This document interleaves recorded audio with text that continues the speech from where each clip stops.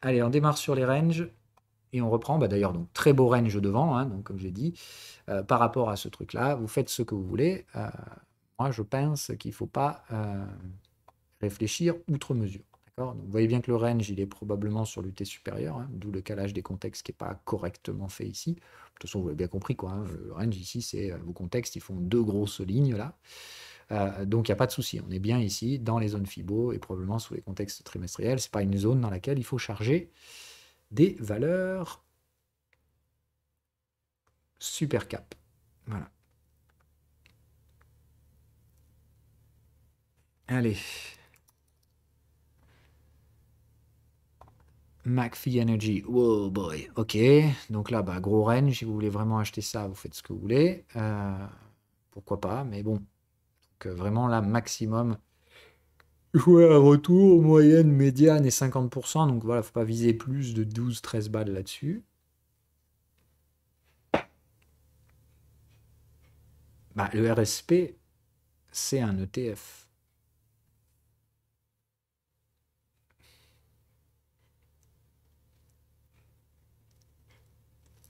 RSP, c'est un ETF équipondéré du S&P 500. C'est-à-dire le S&P 500, sauf qu'il n'est pas pondéré par market cap, il est pondéré par 500 valeurs qui pèsent toutes un 500e de l'indice. Alors que le SPI, ou SPY, enfin ici, le SPX, d'accord, il est pondéré au market cap. C'est-à-dire le poids de l'indice, enfin, le composant de l'indice pèse en fonction de sa market cap. Donc quand tu regardes le ratio RSP-SPX, tu regardes en soi la distribution des bénéfices au sein de l'indice. Est-ce que ces bénéfices sont concentrés entre certaines valeurs? Dans ce cas-là, SPA surperforme et RSP l'inverse. Quand RSP surperforme, c'est-à-dire que les profits sont réalisés par la partie basse, hein, c'est-à-dire les petits composants de l'indice, qui performent beaucoup plus que les gros.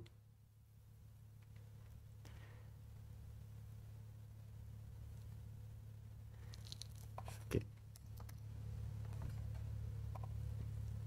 Pareil, exactement, enfin c'est copier-coller du précédent. Hein. Donc pareil, si c'est des trucs comme ça, euh, euh, il ne faut pas oublier deux choses. D'accord. La première, c'est que 2021, on a imprimé beaucoup de pognon. Toutes ces boîtes qui sont sorties du bois d'un coup, qui ont fait x10, bon, vous savez que les cryptos, il y en a aussi 95% qui meurent. Hein. Et là, c'est la même chose. Donc ça, c'est peut-être des attentes complètement irrationnelles, n'importe quoi. Donc ça, vous connaissez, ça, c'est le cycle de hype de Gartner. D'accord. C'est boum, boum, boum. Donc attention, d'un point de vue technique, vous devez trader ça comme des ranges, c'est-à-dire vous ne pouvez pas vendre dans la partie basse, mais vous voulez vraiment acheter ces trucs-là? Enfin, moi, c'est la question que je vous pose, quoi. Vous savez que là, il y a 95% de morts derrière, hein. Donc, c'est vous qui voyez, hein, mais faut quand même vous poser la question de la valeur de ces sociétés-là à la base. Voilà. Je ne sais plus trop ce que ça fait, NIO, mais enfin. Ah oui, c'est vrai, c'est des bagnoles. Bon, bah, voilà, faire gaffe, hein. Ça pue le venture capitalisme, hein, voilà. Ouf, oh, aïe, aïe, aïe, aïe. Oh, la dilution, s'il te plaît, vous mangez 25% de nouvelles actions pas sur l'année. Et après, ça se plaint de l'inflation. Enfin, c'est dingue, dingue, dingue. Donc attention, hein, not so sexy. Ça, c'est pas très très beau. Enfin, voilà, moi je suis désolé, mais ça, c'est le typique d'un truc qui peut très très mal tourner très très vite. Voilà, vraiment vite. Vous pouvez le faire vous-même en attendant. Sinon, je vous donne le code. Celui-là, moi, je m'en fous. Je vais pas le monétiser, hein. Mais il y en a un qui existe déjà. Parce que moi, je m'en suis servi à la base. Je sais plus ce que c'était. Putain, je sais plus justement, c'est pour ça, ça me casse les couilles parce que les gars de TradingView m'ont dit que j'avais pompé un indicateur existant, alors que bon, je l'ai quand même carrément refait de ouf. Mais bon, euh, je sais plus lequel c'est, putain.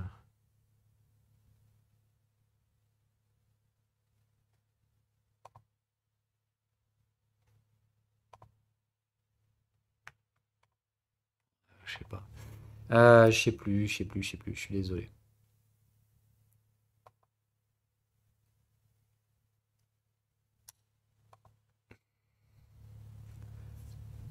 Bon, bref, de toute façon, je dis, si déjà vous raisonnez investissement, vous raisonnez que vous avez un portefeuille, etc., prenez quand même le temps derrière de faire un petit peu d'analyse financière. Mais voilà, graphiquement déjà, n'oubliez pas, une analyse fondamentale ne peut pas se supplanter à une analyse graphique. Donc l'analyse graphique de ce truc, c'est au mieux un range, ok?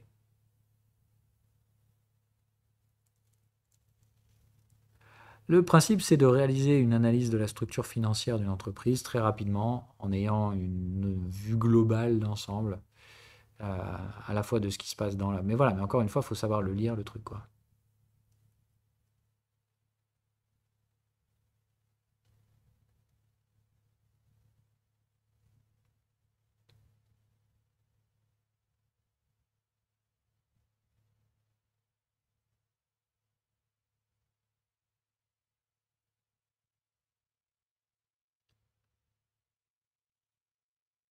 Mais c'est pas grave si vous avez besoin, d'accord, si vous avez sélectionné votre liste d'actifs, etc., vous me venez poser la question dans un live ou un truc comme ça, et puis je vous montrerai les résultats de votre analyse financière. Mais c'est surtout que l'indicateur en soi, si vous ne savez pas le lire, ça ne va pas vous aider. Moi, je sais le lire, c'est moi qui l'ai fait. Donc, je sais exactement ce qu'il représente et comment le lire.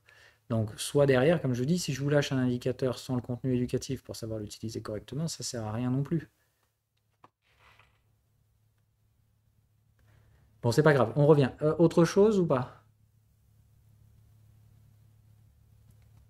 Ah bah, je sais pas si tu sauras forcément le lire, mais le code, je m'en fous, moi, je vous le donne, hein. Il n'y a pas de, y a pas de secret défense là-dedans.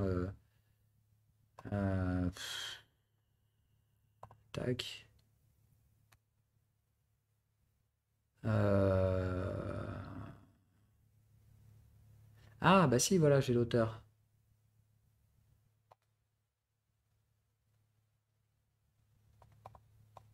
Merde, je sais pas si je vais pouvoir trouver ça là-dedans, mais... Putain, fait chier.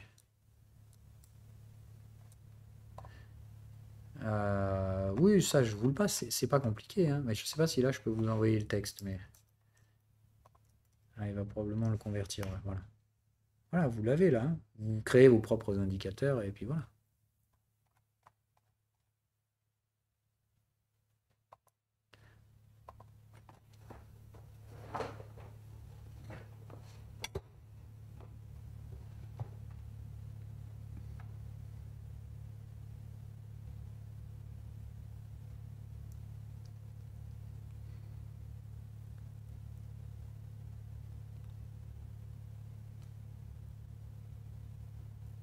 Ok, du coup, alors, Selectis. Ok, bad shape, d'accord, donc vraiment pas sexy pour l'instant. Au mieux, si vous tradez ça comme un range, bah, vous venez des plus bas, donc vous savez ce qu'il faut attendre là-dessus, d'accord. Le best of the best, hein, pour un truc comme ça, c'est il faut que ça remonte à 19. Le truc vaut déjà 3. Donc là, il faut faire x7, que ça tienne au moins une clôture là-dedans, avant de repayer 12. Voilà. Sinon, bah, ça, bonne chance. Ça tire vers 0. Ok? Simple.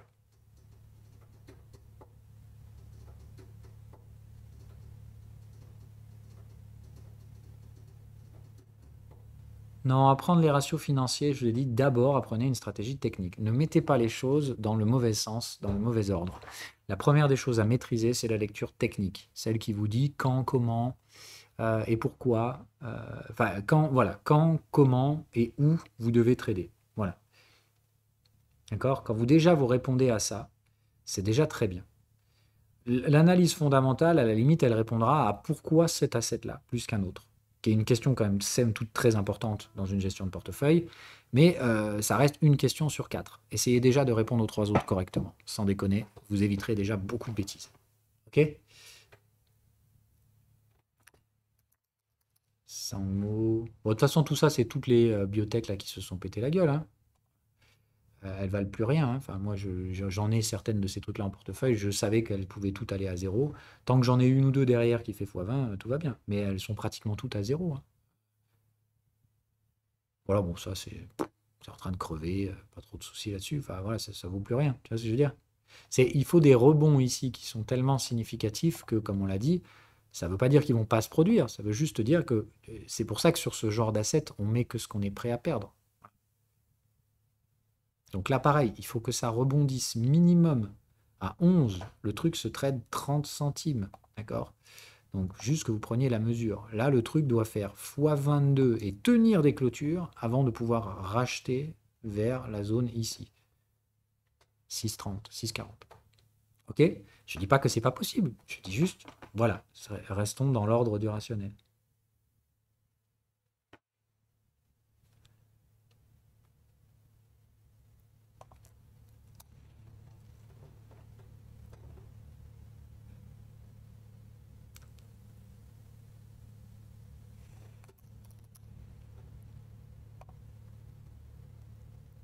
Ok? Même chose. Voilà. Soit ça vaudra que dalle. Vous voyez bien ce genre de truc. C'est pas compliqué pour ma part. Voilà, il y a des très bonnes gestions du risque ici sur le bottom. Ça tient pas. Et puis voilà. Mais sur des trucs comme ça, quand vous en avez une qui passe, il faut pas la lâcher parce qu'elle a fait 200% de bénéfices ou un truc. Enfin, parce qu'elle vous. Voilà, il faut bourrer sur des trucs comme ça. C'est vraiment du venture. Vous en prenez 10, 15, comme on l'a dit. Il faut qu'il y en ait une ou deux qui passent dedans et vous ferez des profits. Et vous ferez tous vos profits avec une ou deux boîtes et les 19 autres vont crever. Bah, BCA, c'est un autre cas particulier. À BCA, on est sur du séculaire, encore une fois. C'est pareil, c'est des boîtes qui existent depuis très longtemps. Donc, comme je vous ai dit, c'est arrêter de croire que ces machins-là peuvent être résumés à rien du tout. Voilà, il faut les regarder avec des dividendes inclus. Ah merde, d'ailleurs, putain, là, regardez toutes les données avec les dividendes. Il ne faut pas, normalement. OK? Donc, dividendes inclus, c'est pareil, je dis, c'est une success story. Enfin, c'est une boîte qui a 20 ans d'historique, qui est toujours là, qui fait toujours des profits. Et voilà, c'est pas donné à tout le monde. Donc, juste de dire, moi, ça me fait bien rire quand je vois des gens qui disent ah, mais ABC arbitrage, c'est de la merde. Bon, apparemment, il y a un gros investisseur qui s'est barré ici. Donc, effectivement, ça fait mal hein, dans un marché pas très liquide quand tu as un gros qui vend. Bon, voilà. Mais bon, mis à part ça, bon, moi, je pense que c'est une boîte qui se relèvera, comme elle s'est relevée à chaque fois. Voilà, c'est un truc que tu mets en fond de portefeuille, tu oublies, c'est toujours mieux que d'avoir du cash, quoi. Voilà, c'est tout. Le but, c'est entre guillemets d'avoir un prix de revient moyen à 5,50. Voilà, c'est sûr que c'est l'idée de ça. Donc, comme moi, j'avais payé déjà vers les 6,40, bah évidemment, je repaye à 3. Et puis, voilà, je me moyenne mon prix d'entrée. Et puis surtout les dividendes qui m'intéressent ici. Mais c'est dommage, je la trouvais très bien orientée ici, j'aimais bien le respect de ses contextes, la moyenne ascendante. Bon voilà, bon, bah, on a cassé la moyenne. Aïe, oui, aïe, aïe. Donc malheureusement, bah, retour au range. Voilà, ça veut dire que bah, si tu as un prix de revient à 5,50, bah, tu pourras sortir à peu près sur ce prix-là sans problème, plus si tu es un peu patient, et tu prends des dividendes. Voilà. La boîte là, à ce prix actuel, d'accord, on est à 10% de coupon. Je ne sais pas si les gens se rendent compte. C'est juste de la folie, d'accord? À 10% de rendement, tu étais là, tu fais attends, pourquoi les gens ils voudraient acheter de la merde de bons du trésor quand tu as des boîtes qui te versent 10% de dividendes? Bref, pas bon. Je vous dis, on vit dans un autre monde. La stagflation, je pense que c'est parfait parce que ça va remettre les pendules à l'heure pour tout le monde. Donc voilà, comme je vous dis, pour moi, il y a des vraies anomalies de pricing. Maintenant, bah écoutez, tant que ça dure, ça dure. Moi, je sais que je veux avoir une position value dans le portefeuille pour être tranquille. Euh, allez, 388. Merde, ça c'est chiant. On va y arriver, mais voilà. Ok, pareil, magnifique, signaux. Attention, c'est que du take profit, donc ça peut aller chasser un petit peu plus bas. Faites gaffe, hein, donc à pas remonter vos stop loss trop vite sur ce genre de stratégie-là. Mais c'est pas mal. Globalement, range haussier, ça vient frapper la moyenne. Enfin voilà, moi je peux pas, je peux difficilement justifier d'être vendeur sur un schéma pareil. Voilà. Pas de la tendance, non. C'est du range haussier. Voilà. Donc attention, un truc comme ça va chercher une troisième borne en fait. Le schéma, c'est là. Vous en êtes là aujourd'hui. Voilà. Ça vient chercher la troisième borne, et puis voilà. Donc, tac, tu laisses le contexte se retourner, ça va probablement se produire au prochain trimestre, enfin à la fin de l'année, et voilà, dans les années qui viennent, donc pareil, il faut être patient, ça va se compter en années, probablement que ça reviendra chercher du 400 et compagnie, voilà. Donc, il y a des profits à faire. pas des profits rocambolesques, mais nous, notre but ici, c'est juste déjà de calculer correctement. Tu as tous les signaux de range habituels. Euh, voilà. Avec un peu de patience, je pense que ça délivrera ça.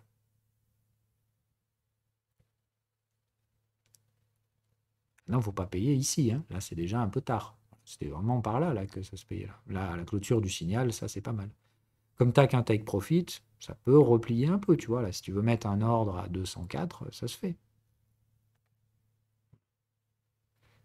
Un ordre épuisette, quoi, un truc opportuniste. Si ça se replie, je prends, voilà. En sachant que c'est probablement déjà parti. Enfin, pour moi, la gestion du risque, elle était sur cette bougie-là. Donc, les boules sont en contrôle. Puis voilà. Je pense que ça va chercher des objectifs par là et puis terminer.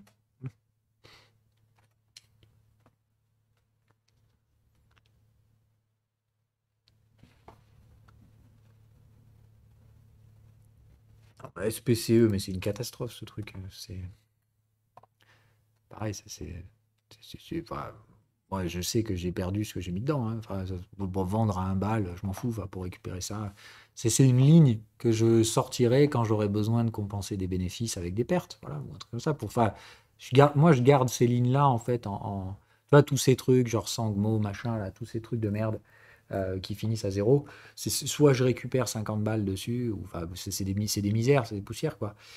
Moi, ce qui m'intéresse là-dessus, c'est plutôt la gestion de la perte. C'est de dire à quel moment j'encaisse la perte pour de la gestion d'arbitrage de bénéfices, c'est tout. Voilà. Mais ça, c'est de la gestion de portefeuille. Enfin, on ne rentre pas vraiment là-dedans. Voilà. On est d'accord, ça ne sert à rien. Enfin, c'est pareil, là, je vous dis, pour que ça soit significatif, d'accord, pour que ça redevienne dans mon radar, il faut que le truc fasse x30. Et qui tiennent des clôtures. Parce que c'est pas juste, ah boum, un effet d'annonce x30. Non, non, c'est je monte, je tiens. Si tu montes, tu tiens, ok, dans ce cas-là, je pense qu'on aura des supporters entre 10 et 15. Voilà, maintenant, bah écoute, j'ai pas dit que c'était impossible, j'ai juste dit, bon,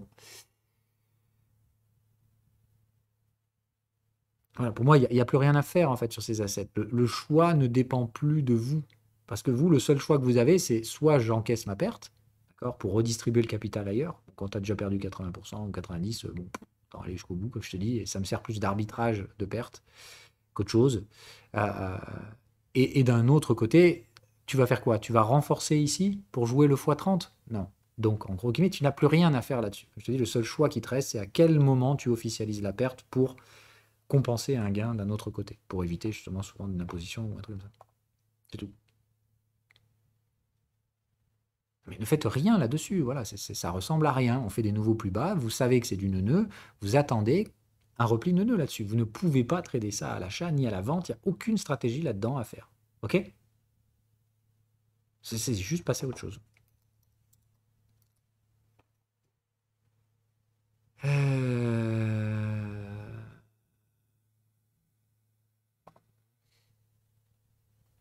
C'est là que tu veux la voir, j'imagine, ou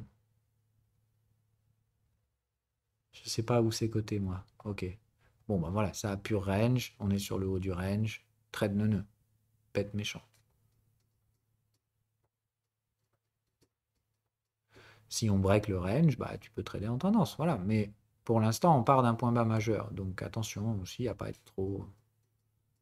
Mais là, vous avez un range, hein. 1, 2, 3, 4 bornes. Ça accumule un peu. Là, si ça break, ça, c'est pas mal. Voilà. Donc, vous êtes sur une borne de range. Je pense qu'il faut la trader en tant que telle. Maintenant, à mon avis, la borne, elle était là. Et vous avez dû la trader avant.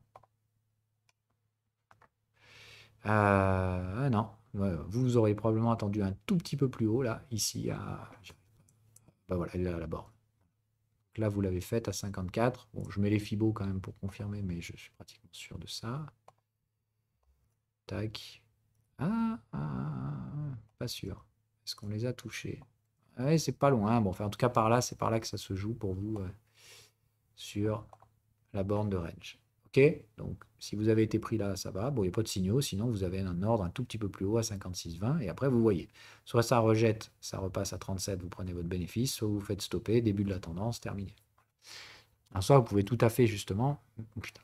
Si vous vous faites stopper, ça c'est le genre d'endroit où vous pouvez renverser le trade. Putain, ils sont chiants. Si vous faites, voilà, vous faites stopper, vous reverse la position avec un achat en breakout du coup.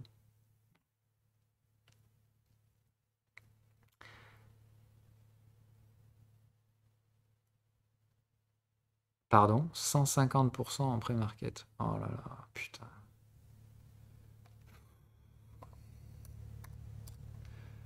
Oh là là, j'en ai marre de ces débiles. Oh là là, mais c'est pas vrai.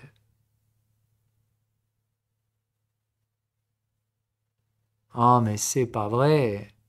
Ça recommence.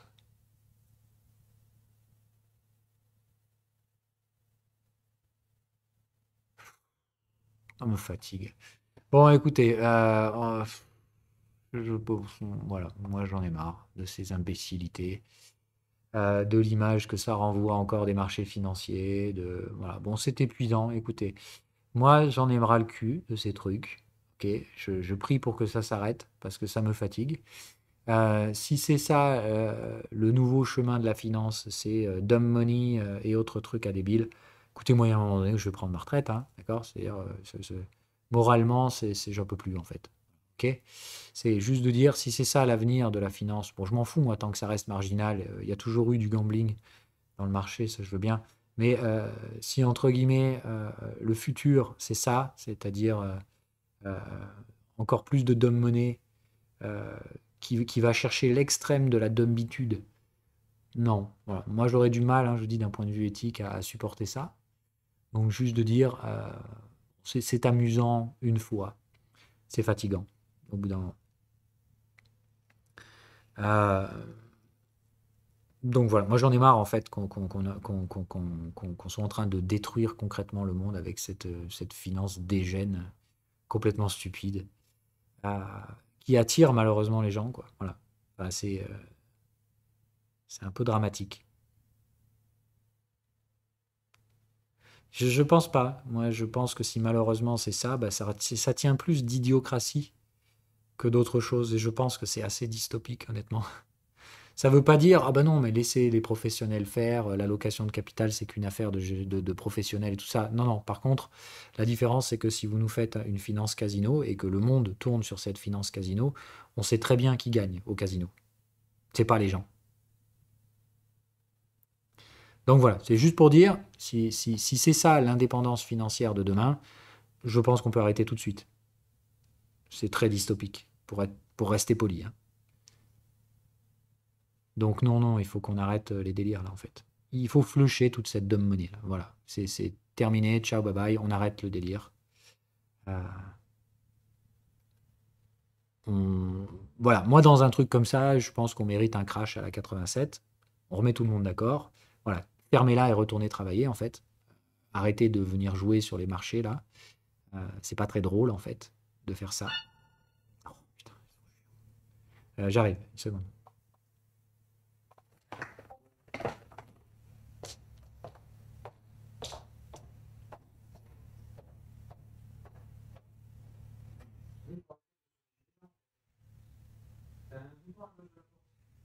Chez moi.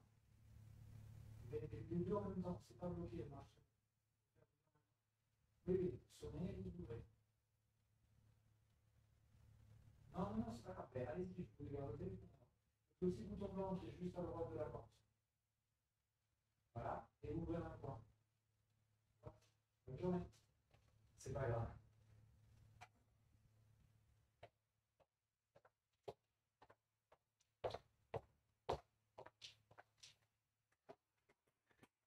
Ah putain, ces gens qui sonnent. Bon, enfin bref, pardon.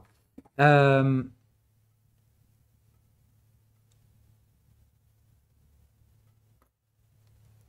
bon, enfin bref.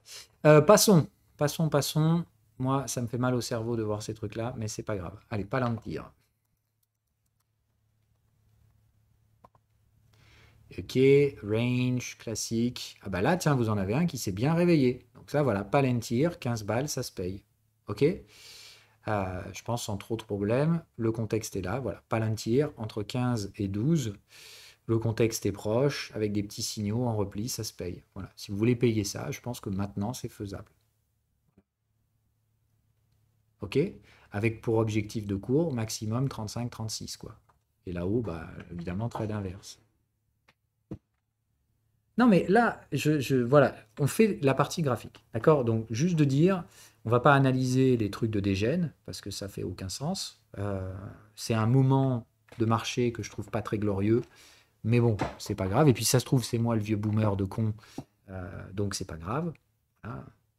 Faut l'accepter aussi. Mais voilà. Bon, moi je pense, comme je vous dis, que c'est un moment de marché. Quand on va se manger une claquounette et qu'on va remettre tout ce petit monde en place, le capital, il ira là où il devait aller de toute façon. C'est mon avis.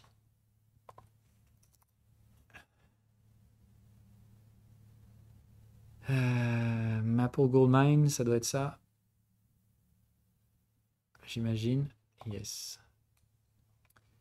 Maple Gold Mine. Ok. C'est du mineur. Oui, ça doit être du mineur. Bon, voilà. Fancy, take profit. Gros range. Pareil, encore une fois. Bon, bah, pourquoi vendre ça? Enfin, tu vois bien que la valeur de ce truc, c'est 0,023. J'irai pas, voilà, j'irai pas plus loin que ça, hein. Moi, c'est juste pour dire, voilà, ça se payait même déjà là, tu vois. Donc, je pense qu'à 0,14, ça se payait pour le même objectif, hein, 0,28. Voilà.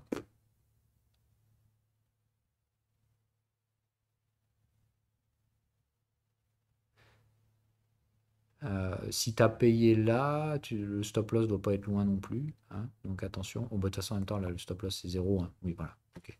Donc, bah, je dirais le trade de range. Pour ma part, ça se tradait déjà là, tout doucement. Il n'y avait pas de signaux. Non, il n'y avait pas de signaux. Donc là, voilà, en soi, bah, là, à l'achat, stop 0, objectif 0,23. Et puis voilà, c'est tout. Je vois que ça à faire, moi, là-dedans, hein, sans trop se prendre la tête.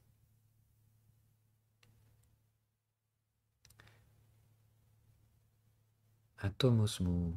Alors attention, il y a des différentiels de taux d'intérêt là-dedans, mais on peut le faire.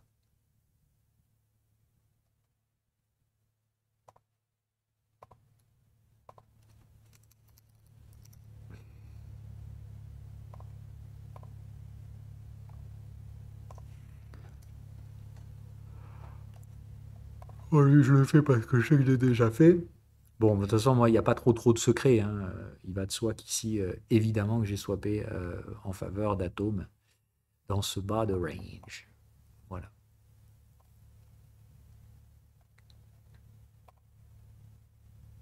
Donc là, moi, je prends jamais les mèches de départ, hein, parce que je pense que c'est pas très relevant comme système.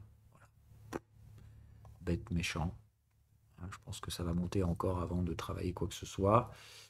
Je pense qu'on n'a pas vraiment glissé, donc je vous l'ai dit, de toute façon, je pense qu'il n'y a aucun doute sur le fait qu'Atom surperformera Osmosis dans les années à venir. Ça ne veut pas dire qu'Osmo va pas monter, hein. Juste dire Osmo, voilà. Les deux sont bien, mais je pense qu'il y en a un qui gagnera plus que l'autre.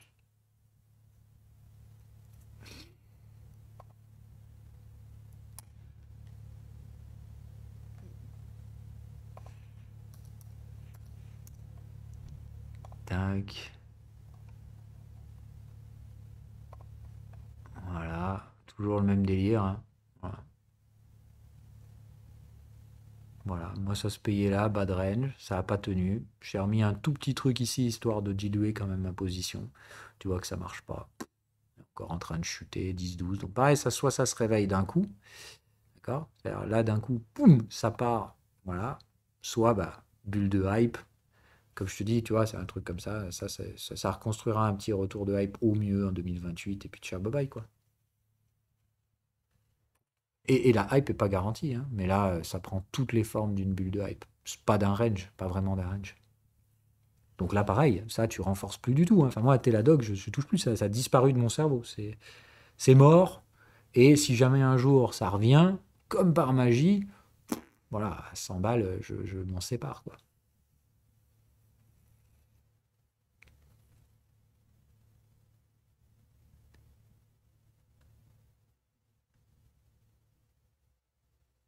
Alors, DYDX, attention, donc dilution plus dividende égale compliqué à analyser que sur le prix. Il faut faire ici une analyse de valeur, donc on ne va pas vraiment l'analyser que sur le prix. Là, vous combinez en fait tous les facteurs horribles. C'est-à-dire vous avez dilution du supply plus distribution des revenus sous forme de dividendes. Voilà, donc Là, c'est plus de dire, attention, il y a beaucoup de variables ici que vous ne voyez pas du coup dans la rentabilité de la société en tant que telle. Enfin, ici, en l'occurrence, pas une société, mais voilà. OK? Donc, doucement. Juste de dire, ici, c'est compliqué. La lecture technique va être complexe.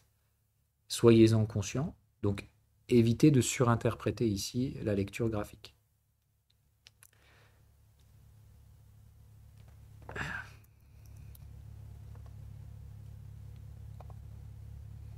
Non, c'est pas mal. Ça, vous pouvez en faire des trucs là-dessus. Donc là, bah, pour l'instant, a priori, c'est du range. Vous pouvez rien faire de mieux que l'hebdomadaire. C'est du range baissier. Donc voilà, bah, sur un truc comme ça, vous pouvez trader le range vendeur. Est-ce qu'on prend vraiment la première bougie? Je sais pas trop. Faut voir. Voilà. Moi, je dirais un truc comme ça. Par là, ça peut. Vous voyez, on est déjà plus dans les contextes vendeurs là, donc je sais pas. Pas grand-chose qui s'aligne pour ma part là-dessus.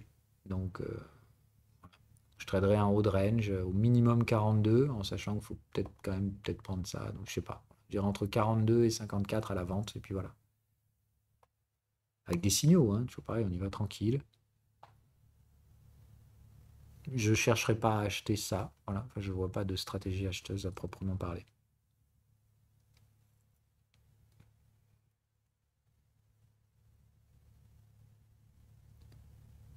Voilà, si graphiquement parlant, tu n'arrives pas à trouver la réponse tout seul, tu fais pas. Voilà, enfin, il faut pas forcer à essayer de trouver la réponse d'un actif. C'est pas comme ça qu'il faut voir les choses.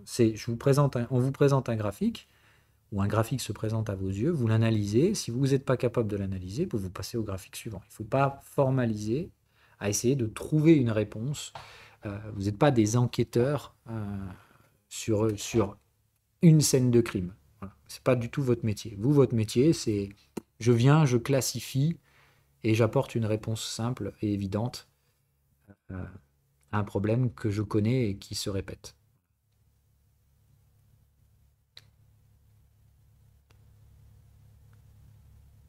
Oui, oui, non, mais écoute, voilà, il recommence avec les mêmes, d'accord? Donc du coup, il y a AMC, voilà, enfin bref, toutes les merdes. Donc écoute, c'est fantastique, bravo, voilà. Euh, je suis navré, encore une fois, que l'espace médiatique soit occupé par ces trucs-là. Je trouve ça triste. Mais bon, enfin, c'est le monde dans lequel on vit aujourd'hui, il est pas très... Voilà. Moi, j'y accorde pas plus d'importance que ça me fait mal à la tête, en fait, de voir cette bêtise. Je suis allergique à la bêtise humaine.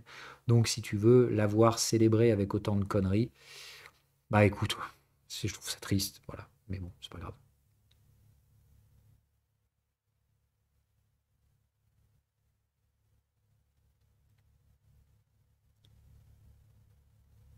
Euh, Bébé, c'est quoi? Ah, BlackBerry. Bon, ça, c'est pareil, entreprise séculaire, d'accord? Check la durée de vie du bordel. Donc voilà. Ouf. Bon, par contre, là, ça vous parle? Ok, donc là, attention, hein, grosse déviation du prix. 98% de baisse, not sexy. Not sexy at all. Mais pareil, ça ne peut pas vraiment valoir zéro, ces entreprises. Généralement, elles ont beaucoup d'assets, ou alors il faut effectivement beaucoup d'années avant que ça se dégonfle. Euh, ouais, en termes financiers, enfin, pour moi, c'est déjà passé, quoi.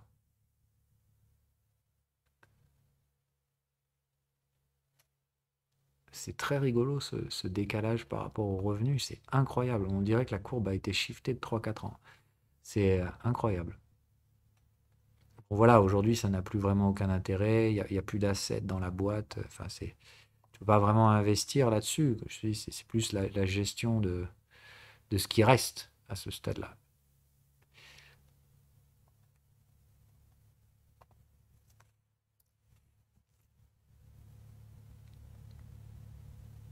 Il faut même plus de téléphone, ils font de la cybersécurité. Bon, je sais pas. Voilà, moi, compliqué, quoi. Ça relève de facteurs différents. Voilà, voilà ça gap. J'en sais rien. Écoute, je sais pas. Voilà, moi je peux pas. Il faut aller au-delà de ça. Là, moi, de ce que j'en vois, il faut creuser beaucoup plus que juste faire une analyse de surface.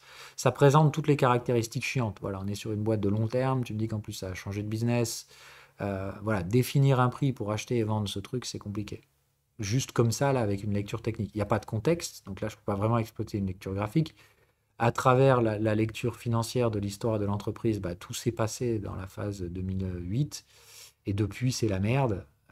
Donc là, bah, ça fait appel à des niveaux, à des compétences de structure financière d'entreprise que moi, j'ai pas là. Parce que là, on est plus de l'ordre de comment gérer une restructuration ou du merger acquisition, des trucs comme ça. Là, on est sur des domaines de la finance dans lesquels je suis tout sauf compétent. Donc, plus de dire là, bah, un peu d'humilité, c'est pas mon métier, je le laisse à ceux dont c'est dont ça l'est. Ah tiens, Zoom. Bon, bah, de toute façon, tout ça, c'est tous les mêmes trucs, hein, d'accord? Pump, dump, voilà, ciao, bye bye, in, out. C'était des bons trades à VC, Mama Cathy. C'est tous les trucs de Cathy Wood, ça, hein. C'est,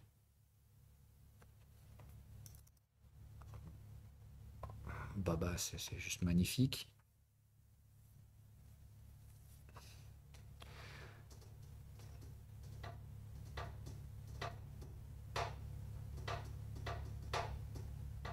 Donc là, bah, il y a eu invalidation complète de la structure, hein, donc on passe ici sur du range mensuel. Tac, tac, tac. Je pense qu'on retourne en haut du range. Et puis voilà, comme moi je pense que de toute façon la Chine va dominer. Attention, hein, une large partie de la hausse aussi sera due à la dévaluation des monnaies, hein. Mais moi, je pense qu'aujourd'hui, il faut chercher des business qui sont capables de surperformer l'inflation. Voilà. Je pense que la Chine n'aura aucun mal à délivrer et des Alibaba, en l'occurrence, devraient pouvoir le faire aussi. Voilà. Moi, je suis désolé quand vous avez ce genre de courbe. Je ne comprends pas comment on peut être en bas. Voilà, c'est tout, hein. Donc la plupart de toute façon des grosses boîtes chinoises, d'accord, que ce soit Alibaba, Xiaomi, ont fait qu'une seule chose pendant toutes les 2 dernières années. Ils ont fait quoi? Si ce n'est manger le gros FUD des Américains qui ont dit évidemment la Chine c'est pas bien. Regardez, ils impriment de l'argent. Oh les vilains. Oh, ils impriment beaucoup, beaucoup, beaucoup d'argent, ils font de la relance économique et leurs actions ne performent pas. C'est que quelque chose ne va pas là-bas. Hein, donc évidemment, la Chine, c'est tout pourri, c'est tout pas bien. Non, qu'est-ce qui se passe depuis 2 ans en Chine? On va voir s'il y en a qui suivent. Au niveau des entreprises, hein, qu'est-ce qu'elles font les entreprises depuis 2 ans en Chine?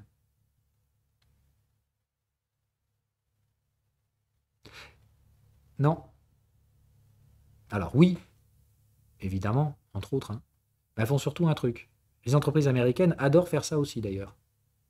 Les très grosses entreprises américaines. Oui, elles rachètent leurs titres. C'est étrange. C'est-à-dire que, alors, moi j'ai rarement vu ça, parce que j'ai toujours dit, les buybacks, ça se produit dans 2 cas de marché. Il y a 2 environnements de marché dans lesquels les buybacks sont mis en place par les entreprises. Soit c'est parce qu'elles sont en fin de cycle et elles vont entretenir artificiellement la hausse des cours en maintenant le bénéfice par action, c'est-à-dire elles vont utiliser le cash flow pour acheter des titres, pour maintenir un bénéfice par action attractif pour les investisseurs, jusqu'à ce que ça se croise à la baisse, on enlève le rachat de titres, où on baisse les dividendes, ou les deux en même temps, et là d'un coup, pouf, tout se pète la gueule, et la survalorisation de l'entreprise, en fait la valorisation artificiellement gonflée, s'éclate d'un coup, parce que tout ce qui produisait des effets positifs produit dorénavant des effets négatifs. Parce que tout simplement, tu as atteint ton plafond de rentabilité, et puis à un moment donné, les gens ils finissent par s'ennuyer, en fait, et ils passent à autre chose, et quand ils commencent à vendre, il n'y a plus de rachat de titres, ça s'éclate la gueule, c'est une catastrophe. Apple, voilà, pour faire simple. Enfin, le futur d'Apple dans les prochaines années, je ne sais pas quand on y commence à déclenchera, peut-être qu'ils arriveront à relancer la bulle encore une fois, avec des casques AI, je ne sais pas quoi, bref, on se m'en fout. C'est l'avenir de cette boîte. Voilà, c'est la fin inévitable de cette boîte. C'est comme ça que ça se finira. Quand, j'en sais rien. Je m'y frotterai à certains moments précis où il y a des probabilités raisonnables, et peut-être que j'échouerai plusieurs fois avant de trouver le bon moment. Bref. Et donc les grosses boîtes américaines dépensent des pognons de dingue pour acheter leurs titres parce qu'elles plafonnent leurs bénéfices. C'est-à-dire elles ne savent plus quoi faire de ce pognon. À défaut, on le rend aux investisseurs sous une forme ou sous une autre. D'un autre côté, vous avez donc des entreprises qui, elles, se disent « Putain, on est complètement sous-valorisé, autant réduire le float, donc le nombre d'actions en circulation, comme ça nous fera moins de bénéfices à payer aux investisseurs dans la phase de croissance qui va venir. » Donc dans un cas, c'est je n'ai plus de croissance, je n'ai plus de perspective de croissance, donc je distribue les bénéfices, je maintiens artificiellement les cours assez élevés, ce qui permet aux investisseurs de récupérer les profits d'une croissance passée. Et d'un autre côté, c'est l'inverse. Tu as une entreprise qui se voit complètement sous-valorisée, qui, elle, en interne, voit son potentiel de croissance et décide d'utiliser son cash ou parfois même de la dette pour racheter ses titres en prévision d'une croissance à venir. Voilà. Je vous dis juste, voilà pourquoi je préfère être bullish en Chine et bearish aux États-Unis. Pas bearish, neutre aux États-Unis. Je pense que les États-Unis, ils vont plus rien donner pendant 5 ans, alors que la Chine, elle va s'envoyer une nouvelle bulle avec tout le pognon qu'ils sont en train de lever et qu'ils n'ont aucun mal à lever, hein, en plus de ça. Je crois que la Chine veut lever 1 trillion de dollars de dette à long terme. Et le pire, c'est qu'ils vont trouver preneur sans aucun problème. Alors que les États-Unis, plus personne ne veut de leur merde. Donc, ils vont essayer de la refourguer à leurs propres citoyens. Enfin, c'est le classique, hein, voilà, de la restructuration de la dette d'un État qui descend. Voilà. Enfin, pour moi, il n'y a rien de fou, hein, c'est ce que j'ai toujours dit. Bon, on a complètement dévié là, on ne fait plus du tout du range, mais voilà. Pour moi, c'est les modèles de base voilà, de notre ami Ray Dalio. C'est tout bête et méchant. Voilà, les États-Unis sont là. Ce qui les attend, c'est guerre, révolution, restructuration de la dette. Voilà. Money printing, enfin, ils en sont là. Voilà, ils sont dans la pente descendante, donc ça imprime. Ça génère du crédit ex nihilo, donc du crédit non collatéralisé, ce qui mène derrière à des guerres ou des révolutions. Et à la fin, on aura les restructurations de la dette et la restructuration politique. Mais on en est encore très loin. Voilà. Pour l'instant, on est là. Voilà. Ce qui les attend, c'est des révolutions, soit internes, soit des guerres extérieures. Moi, je pense qu'au niveau des États-Unis, c'est une scission complète du pays qui les attend. C'est-à-dire, à l'intérieur du pays, il y a deux camps qui sont incapables de se parler et qui sont irréconciliables. Et voilà, dans l'histoire, ça s'est produit plusieurs fois, la guerre civile, et je pense que c'est ce qui attend les États-Unis. Voilà. C'est des conflits internes. Je ne parle pas nécessairement de guerre civile, mais des conflits internes qui dentent violemment la croissance derrière. Vous avez deux mondes qui sont incapables de discuter, et pourtant ils doivent vivre ensemble. Si vous ne comprenez pas que ça met des frictions internes énormes, sans parler de la disparition de la classe moyenne, donc bon, bref, voilà, faites comme vous voulez. Et d'un autre côté, la Chine, elle est là. Elle a vécu sa première bulle avec son éclatement. Elle a déjà connu sa phase de prospérité. Elle a connu donc la fin de la première phase de prospérité, l'éclatement de la première bulle, 2000 et quelques là, l'éclatement de la bulle immobilière chinoise. Et ses conséquences, hein, puisque en fait, on a déjà eu le premier pétard en 2015, et là, on a eu l'éclatement visible de la partie dette avec Evergrande et tout ça. Voilà. Mais c'est quoi la suite? Le wealth gap va s'accentuer et une deuxième bulle va se former. Enfin, normalement, une autre bulle va se former. C'est-à-dire que maintenant que la croissance sur la Chine, la relance économique de la Chine va arriver, c'est là où on va voir les deux mondes. C'est-à-dire, vous avez d'un côté les riches. Enfin, c'est-à-dire de tout cet argent qui va être nouvellement créé, il va y avoir une vraie asymétrie. Vous allez avoir des riches qui vont devenir très très très riches parce qu'ils vont savoir exploiter cette création monétaire et cette création de valeur. Et d'un autre côté, les autres qui vont juste continuer à travailler. Tout le monde est content, encore une fois, quand l'économie profite. Hein, je le rappelle, c'est toujours génial quand ça monte. Et ce sont ces mêmes effets négatifs derrière, le wealth gap et tout ça, qui sont... voilà. Les États-Unis, eux, ils ont connu ça dans les années 2000, le big wealth gap, etc. Les premières explosions de bulles de dette, 2008, etc. Et voilà. Et la prochaine, elle va être désastreuse. Hein. Parce que depuis 2008, on n'a fait qu'imprimer du pognon. Hein. On n'a fait que masquer la réalité, mais elle est là. Et on ne pourra pas faire autrement. Je l'ai déjà dit, c'est un cycle que auquel vous ne pouvez pas échapper. Là encore, comme je vous dis souvent, c'est la même rétrospective que les cycles psychologiques. C'est que la conséquence de tout ce qui se passe là vient de ça. Et quand on est là, c'est super, là, ça monte, tout le monde est content. Pourquoi on irait pourquoi on irait gâcher la fête? Donc le problème, c'est que quand ça monte, tout le monde est content. Quand ça baisse, personne n'est content. Et on se plaint et on dit c'est pas normal qu'il y ait des révolutions. Mais si, il fallait pas te plaindre. Quand tu avais la prospérité et les bulles de dette, tu étais bien content.